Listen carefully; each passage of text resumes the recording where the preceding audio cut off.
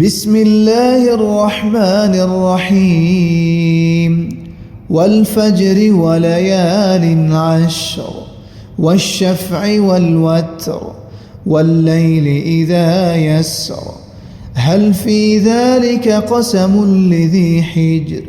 ألم تر كيف فعل ربك بعاد إرم ذات العماد التي لم يخلق مثلها في البلاد وثمود الذين جابوا الصخر بالواد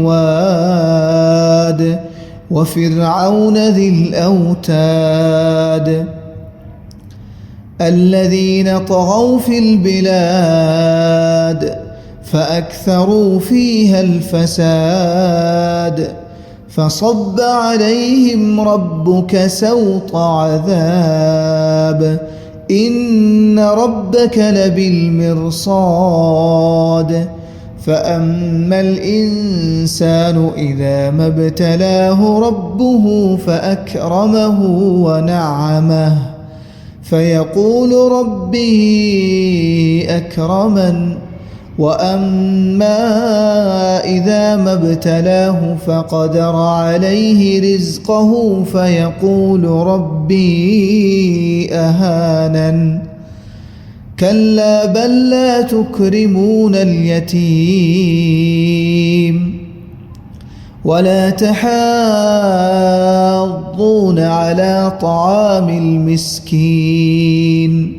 وتأكلون التراث أكلا لما وتحبون المال حبا جما كلا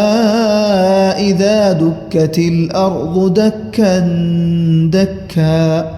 وجاء ربك والملك صفا صفا وجيء يومئذ بجهنم يومئذ يتذكر الإنسان وأنى له الذكرى يقول يا ليتني قدمت لحياتي فيومئذ لا يعذب عذابه أحد ولا يوثق وثاقه أحد يا أيتها النفس المطمئنة ارجعي إلى ربك راضية مرضية فادخلي في عبادي